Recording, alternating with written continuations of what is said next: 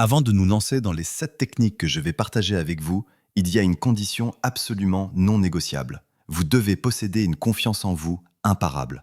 Si cette confiance vous fait défaut, rien de ce que je vais vous dire ne fonctionnera. Vous risquez le rejet, et croyez-moi, c'est une occasion manquée. Pour ceux d'entre vous qui me suivent depuis un moment, j'espère que vous avez déjà musclé votre confiance en vous grâce à mes vidéos précédentes. Si vous êtes nouveau ici, je vous invite vivement à explorer nos contenus passés et bien sûr à vous abonner et activer la cloche pour ne jamais manquer nos prochaines vidéos. Votre soutien, par un like et un commentaire, est également précieux pour notre chaîne. Maintenant que nous avons posé cette base solide, passons à la première chose à faire pour véritablement exciter une femme lors d'un premier rendez-vous, lui lâcher un compliment torride. Je sais ce que les habitués vont penser.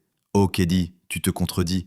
Tu nous as toujours dit de ne pas complimenter une femme, que c'est se rabaisser. Et je suis d'accord, c'était vrai pour les débutants. Laissez-moi vous expliquer cette nuance, c'est comme avec un enfant. Au début, on lui dit de ne pas toucher un couteau car il est dangereux. Mais en grandissant, il apprend que, malgré son danger, un couteau est aussi un outil utile pour couper de la viande ou du pain. Aujourd'hui, je suppose que beaucoup d'entre vous ont grandi dans l'art de la séduction. Donc, les compliments sont autorisés, mais il faut savoir quand et comment les utiliser. Souvent, lors d'un premier rendez-vous, nous avons tendance à complimenter la femme dès qu'elle arrive. On dit « Waouh, tu es très belle, quelle belle robe, tu es magnifique ». Mais à mon sens, ces compliments sont gâchés. Ne soyez pas un gentleman à ce moment-là. Même si elle vous complimente en retour, « J'aime ta veste, ton pantalon, tu sens bon ». Contentez-vous d'un simple merci et ne lui renvoyez rien. Un compliment venant d'un homme de valeur doit être rare et pensé. Ne les gaspillez pas. Donc, au début du rendez-vous, les compliments sont proscrits si vous voulez la faire mouiller. Alors, quand est-ce le bon moment pour un compliment torride? Imaginez que vous êtes en pleine conversation intense.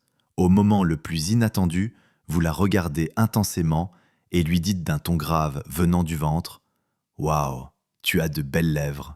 Que va-t-il se passer? Elle sera surprise, un peu perdue, gênée, mais surtout excitée. Ce compliment viendra du cœur et votre regard, fixant ses lèvres, lui fera ressentir cette tension sexuelle, cette envie que vous avez de les embrasser vigoureusement. Elle dira merci, un peu embarrassée, mais elle kiffera. Elle n'aura pas du tout anticipé ce compliment, car elle est habituée à les recevoir dès son arrivée. Un même compliment, tu es très belle, n'aura jamais le même impact s'il est dit au début par un homme banal ou en plein milieu d'une discussion par un homme viril. C'est l'homme viril qui place le compliment au bon moment, de la meilleure façon. Lancez-lui des compliments torrides quand elle s'y attend le moins. Quand vous balancez la sauce et dites-lui qu'elle est très sexy ce soir. Elle ne comprendra pas pourquoi, mais croyez-moi, son cœur va s'emballer. C'est la première chose à mettre en place pour qu'elle ait envie de vous. La deuxième chose, mon ami, c'est le toucher.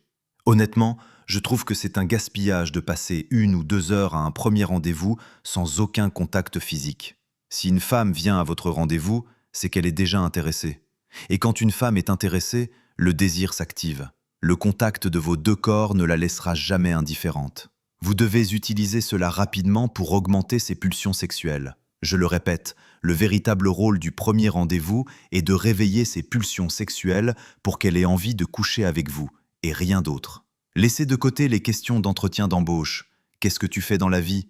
Qu'est-ce que tu aimes, n'aimes pas? Ces questions viendront plus tard, quand vous chercherez à lui donner l'emploi de votre petite amie. Pour l'instant, vous voulez juste la déshabiller. Le toucher doit se faire naturellement et simplement. Si vous êtes assis côte à côte, ne posez pas brusquement votre main sur sa cuisse, c'est déplacé et irrespectueux. Ne tapez pas ses fesses, non. Rapprochez doucement votre main et effleurez-la légèrement. Si elle ne retire pas sa main, intensifiez le toucher. Si vos mains se touchent et qu'elle ne recule pas, c'est qu'elle est d'accord. Vous pouvez alors lui prendre la main, la caresser doucement, progresser petit à petit. C'est pareil pour la cuisse. Si vos pieds se touchent et qu'elle réagit bien, vous pouvez poser la main sur son genou, commencer avec 1 doigt, puis 2, la caresser doucement. Un autre exemple simple pour un contact naturel, si elle porte un collier, dites « Waouh, ton collier est magnifique, je peux le voir ?» Elle ne peut pas refuser. En touchant son collier, profitez-en pour caresser un peu son cou, comme si c'était naturel, mais en réalité, vous touchez son corps. C'est comme ça que commence le contact physique. Privilégiez les activités qui favorisent le contact physique.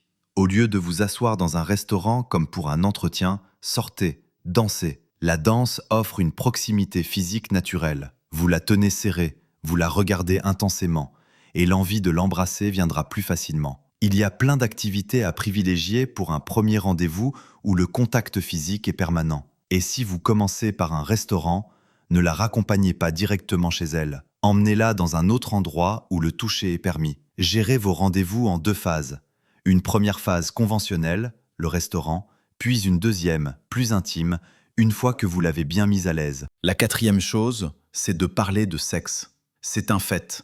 Parler de sexe réveille les pulsions sexuelles d'une femme. Mais comment s'y prendre sans être ennuyeux? Beaucoup de gars posent des questions comme « C'est quoi ta première fois ?» ou « Tu as déjà couché avec combien de personnes ?» Ces questions sont non pertinentes et l'ennuient. Au lieu de ça, demandez-lui « Quelle est ta position préférée? Quel est ton fantasme le plus fou? Qu'est-ce que tu as toujours eu envie qu'on te fasse? Ou quel est l'endroit le plus dingue où tu as fait l'amour ?» Ces questions la feront rêver, imaginer des choses. Ma petite astuce stratégique, c'est d'inclure nous deux dans chaque exemple. Quand vous parlez de sexe avec elle, faites en sorte que les scénarios l'incluent avec vous. Par exemple, je lui dis souvent « Imagine, je me mets à genoux devant toi, avec tout mon corps, et je te dis « Tu as carte blanche, qu'est-ce que tu vas me faire ?» Bien sûr, tu ne me fouettes pas. Qu'est-ce que tu vas commencer par faire? Dis-moi un peu. Vous allez voir, les femmes, elles sont dingues. Elle va commencer à vous régaler. Je vais t'embrasser, je vais faire ceci, je vais faire cela. Et plus elle raconte, plus elle imagine le scénario dans sa tête. Le film se déroule et elle a de plus en plus envie de vous. Vous remarquerez que sa voix changera. Elle deviendra plus douce, comme un soupir, car elle ressentira déjà les effets du plaisir. Parlez de sexe, mais de manière folle, audacieuse. Dites-lui ce que vous avez envie de faire avec elle et demandez-lui ce qu'elle aimerait. Moi, j'ai envie de te prendre, là, tout de suite. Je pourrais te faire ceci dans la voiture. Il faut qu'elle rêve, qu'elle s'imagine des choses. C'est ça qui va vous aider. Passons à la 5e chose, les jeux de rôle ou les petits défis. Pour cela, un cadre plus intime est nécessaire. Par exemple, vous pouvez jouer à action ou vérité, mais avec une règle de base. Vous ne choisissez jamais la vérité, toujours l'action. La vérité peut refroidir, l'action jamais. Et dans les actions, mes amis, soyez corporels. Proposez des actions sexuelles. Par exemple, action. Tu viens m'embrasser le cou ici. Des petits trucs. Il y a un jeu que j'adore, et je vous assure qu'il marche à tous les coups. Si elle accepte de jouer, elle finira par coucher avec vous, qu'elle le veuille ou non.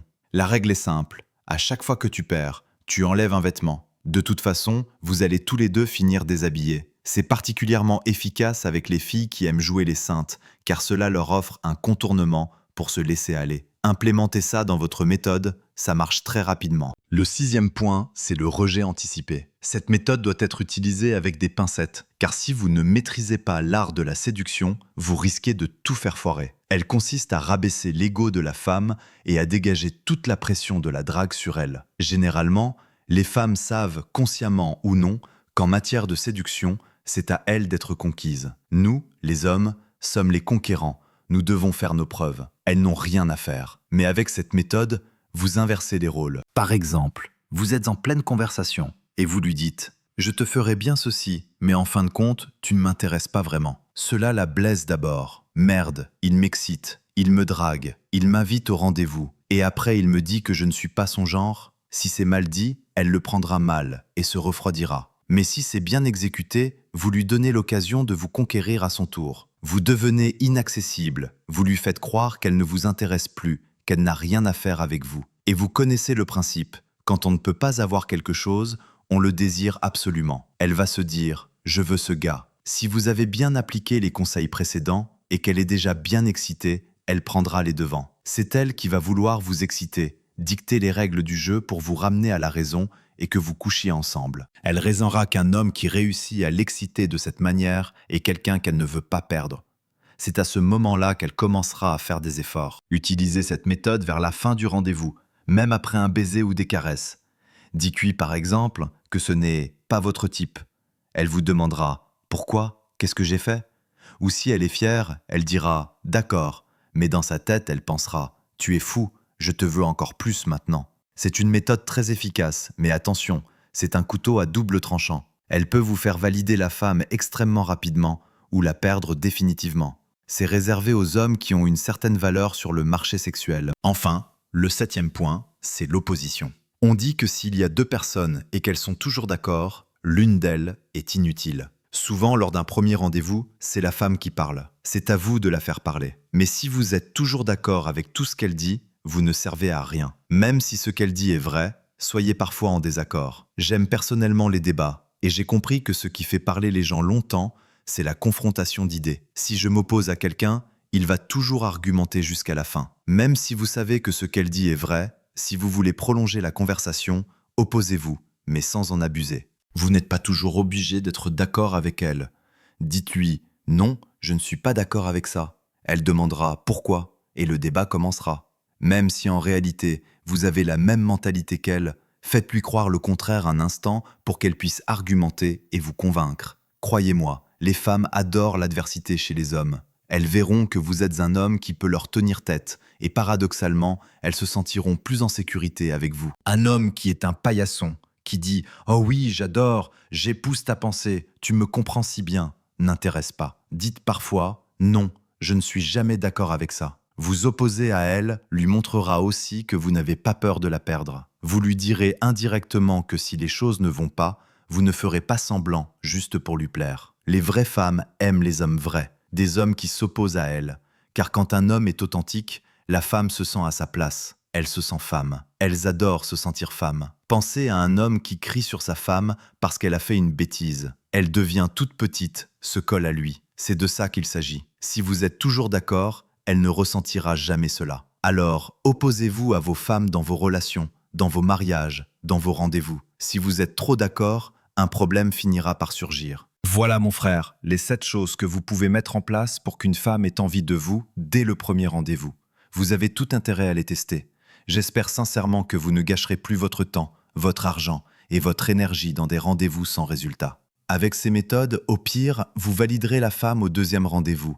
Au minimum, vous l'aurez embrassée dès le premier. Si c'est vous qui voulez jouer le deuxième rendez-vous, alors là mon gars, attendez-vous à un déshabillage total. Elle s'offrira à vous. J'espère vraiment que cette vidéo vous a plu.